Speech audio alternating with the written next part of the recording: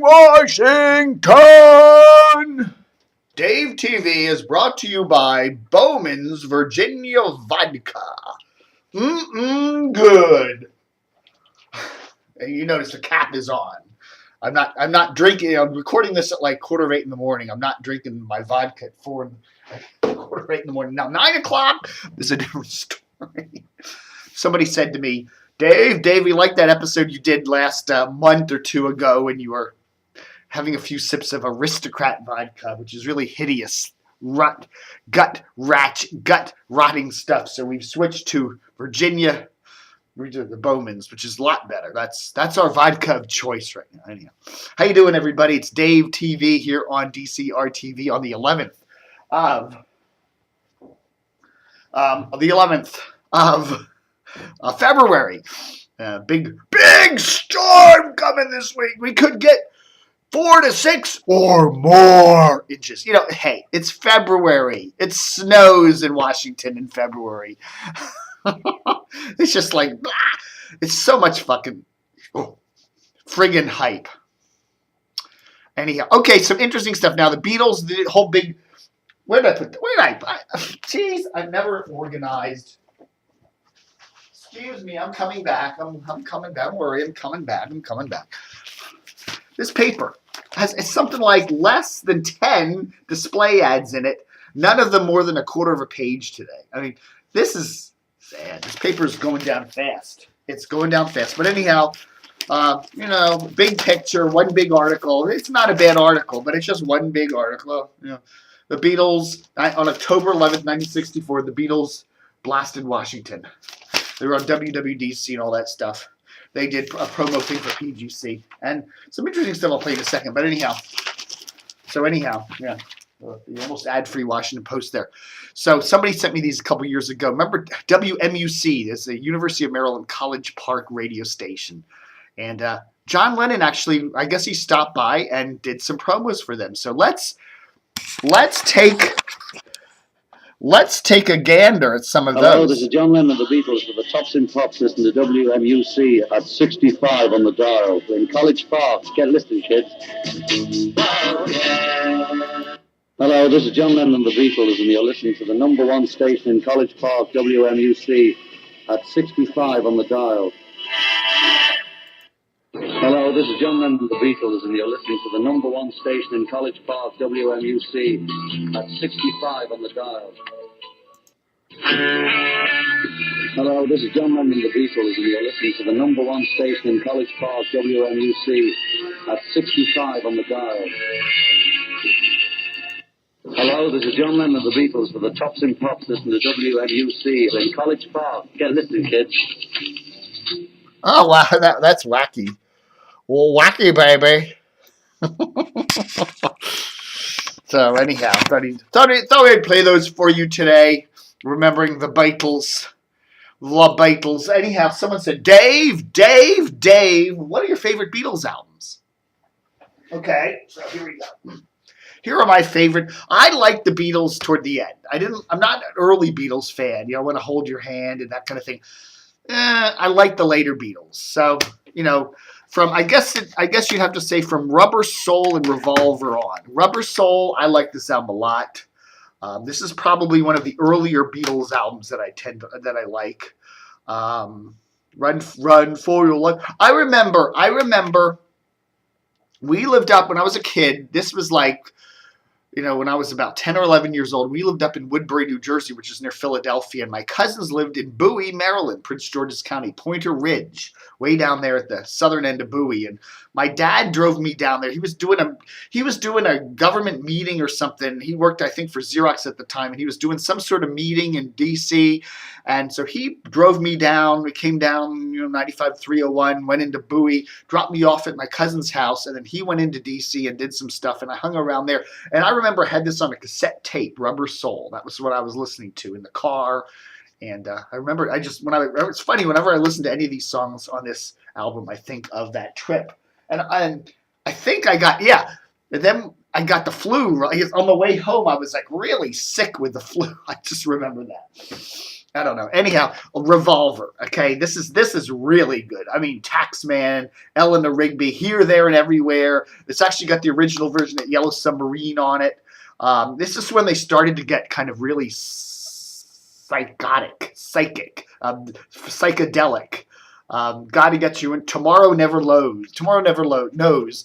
A lot of that George Martin kind of reverse tape. I like this album. This is one of my absolute all-time favorites. And of course, we can never forget the Magical Mystery Tour. Really brilliant album. Strawberry Fields. I mean, some really cool. I mean, I remember as a kid, one of the first 45s I ever bought was Strawberry Fields Forever with the flipped side of Penny Lane. Really, really cool stuff. Of course, Yellow Submarine, which I liked a lot. I remember seeing this in the theater when I was a kid. And then this is, I always had, it's one of those things where I can never decide what my favorite Beatles album is. Sometimes it's this, sometimes it's that. It's either this, Sgt. Pepper, or the White Album. Okay, now I've got the 30th anniversary limited edition. These are two extraordinarily different albums, but they're both brilliant. And I have to say, if I had to pick, probably the White Album, just because it's so whacked out there, crazy. Happiness is a Warm Gun, Rocky Raccoon, the versions of Revolution, and Revolution #9. It's just, Dear Prudence. There's so many good songs on this. I just like, you were in a car and you lost your hair. I lost my hair. But then, of course, this is just a magnificent too. So I don't know. Either one of these, Sgt. Pepper, White Album, as my all-time favorite Beatles album. And then Let It Be, again, I remember going camping in Mays Landing, New Jersey with a friend. And that's, what was it, summer of 1970, and this was out. It's a good album. Not one of the best, but whatever. And of course, I really, this is magnificent. Abbey Road. Again, I could even maybe have this as a tie for my favorite Beatles album with Sgt. Pepper, the White Album. I don't know. This is really up there. But anyhow, so those are my Beatles things. And then of course, years ago I got rid of my record albums and I don't know, lost some of them and gave some of them away, so I don't have a lot of these albums anymore. But I love John Lennon's albums. He had Mind Games and a whole bunch of stuff. But I do have this, the John Lennon collection. And it's got a lot of, I love Instant Karma, Mind Games, Number 9 Dream, Happy Christmas War Is Over, Imagine, Jealous Guy. Lots of cool stuff. I don't have all of his single separate albums. I should go get them one of these days. I'm sure they're all available out there somewhere. One of my favorite Paul McCartney albums, Ram, Uncle Albert, Admiral Halsey, and of course I've got the best of the best. What was it? Alan Partridge, Steve Coogan on that British show. He goes, "Wings, the band the Beatles could have been." But I had all these albums. I had Band on the Run, and all those cool, Venus and Mars, all those. I remember all those albums. But this is my. Since I don't have the albums anymore, I do have the best of Paul McCartney, and of course my favorite George Harrison album, All Things Must Pass. Yeah, this is wonderful. Again, I was a kid up in New Jersey. I remember listening to this. Kind of, what was this, about 1971 or so? Magnificent stuff. And of course, I got a lot of George Harrison. I got some Ringo Starrs. I remember Photograph. That was a cool song. But whatever. Anyhow, the other day, too, was my birthday. I'm not going to tell you. 39 again. Happy birthday to you. Happy birthday to you. Happy birthday, happy birthday, happy birthday. This was from Paul Farey. Thank you, Paul. Appreciate that. And of course, this was from David Zurwick. Dear Dave, hope you get to work for the. You got a job there. I hear the Sun is kind of the Tribune in Baltimore Sun is. I may not be here much. Anyhow, and of course Betsy Rothstein. Always get a card from her. Hope your birthday is filled with fun, Betsy. Thank you, Betsy. Those are the only 3 birthday cards I got. Everybody's electronic these days. What is it? Oh, WMAL. What is it? WMAL said they were having a Beatles. They're doing a lot of Beatles tribute, I guess, because old Brian is a Beatles fan. And then let's see where they. Oh yeah, listen. Peter Noon of Herman's Hermits reflects on the British invasion and the Beatles. Rolling Stones, David Wilde talks about the 50th anniversary of the Beatles. Oh, yeah, Tony Perkins yesterday. Sounded like he was still sleeping. Barely woke up. Oh, hello? Tony Perkins shares his memory of the Beatles. Ed Sullivan's publicist Bernie Ilson talks about selling the Beatles to America. Jay Leno, joke writer. Ben Walsh talks about what... Oh, that's not it. That's something else. But anyhow, Tony Perkins. Tony Perkins shares his memories of the Beatles. Here we go. Look at that. That's kind of neat. There's Tony. Everybody's saying, why did Tony leave the morning news and go to evenings? He's just not an evening kind of guy. Is he? At AM 630. Oh, yeah. Wow, man, the Fab Four, awesome. You know what? Fab. They are Fab. They're still Fab, I think. You know, hey, listen, the Beatles. First Oh, look, he's got a whole room with the Beatles. Was 50 years ago tomorrow in Washington, D.C., and we got a big show planned on that. But you know what? Right here. On this show, you definitely want. You're not going to miss tomorrow because we got. But oh we wait, got to talk about who can we get on to talk about the Beatles? I actually have two friends who are complete Beatle nuts. One of them is my friend James Rosen at Fox News Channel. He'll join us tomorrow. On the phone right now is the other one, Tony Perkins, the anchor of Fox 5 News. He's a late night commercial. Hey, Tony, how are you? Hey, I'm great. How are you? Pleasure to have you. How you been? We're doing two at once here. It's this is a fun time of year. If you're a big Tomorrow is Beatles the fan, 50th anniversary of the Beatles' arrival in America. Wait, guys, turn this one off. The 50th anniversary of their first U.S. concert, which was right here in Washington. This week we've been looking back at those milestones, but tonight is something a little different. A look at mega fan Tony's personal collection of Beatles memorabilia. If you've been watching me for a while, you know I'm a big Beatles fan. I have been since I was a little kid, and I've been collecting their memorabilia for a long time. This is my Beatles room. Let's take a look.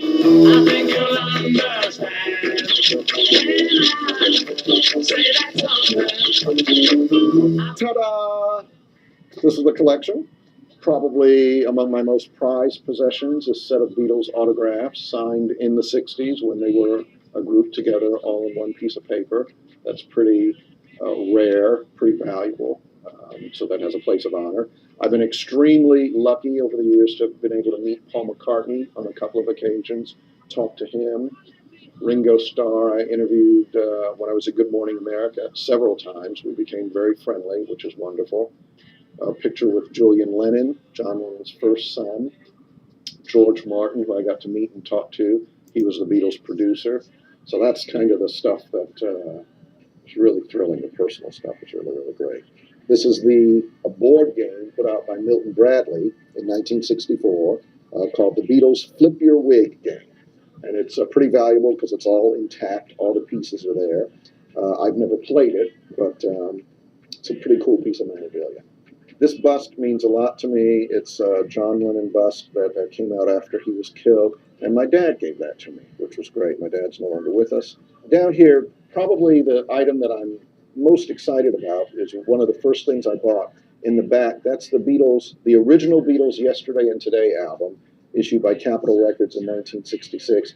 The cover you may not recognize because it's the Beatles wearing smocks with chunks of meat, raw meat, and dismembered baby dolls all over them. This album came out for a day. Disc jockeys, record store owners protested and said, this is disgusting. And Capitol went back in, recalled the album, and in many cases pasted over this cover on top of that because people were appalled by it so much. And this is the one that everyone came to know. On the bottom shelf, because I got to know Ringo, that's my Ringo shelf. When my son was born, Ringo and his wife sent a huge display of flowers, which was absolutely beautiful. That's the card that came with it. It says, Dear Tony, Rhonda, and of course, little Ringo. because he didn't know his name. Congratulations, lots of love, Ringo and Barbara. So that means a lot. My favorite shelf in this case is the middle shelf. I loved all the lunch boxes that came out in the 60s. I had a Batman lunchbox. I think I had a James Bond lunchbox. I did not have Beatle lunchboxes. I have them now. One of the things that I bought most recently that I'm very, very excited about, if you're of my age, you may remember Colorforms. Well, there was a Beatles Colorform set. I remember Colorforms. I had a whole bunch of those when I was a loved kid. Colorforms. I did, I little finally found one. This plastic was about sticker 2 things. years ago, and it has all the pieces. So that's pretty cool. Very cool. Tony Perkins lives out here near me somewhere. I know he lives in the Reston area. I'll have to track him down. And, I want a personal tour of that room. Damn it. Damn it. You know, it's funny because he has a room that tributes the Beatles. I have a room just like that for Don and Mike. I'm not going to show it to you because you'll lock me up. But right around my other room there, it's my Don and Mike tribute room. Ah! All right, folks. Thanks for watching Dave TV for the 11th of February, 2014. And in the end, what is it? And in the end, the love you give is equal to the love you take. The love you make, the love you take is equal to. And in the end, the love you take is equal to the love you make.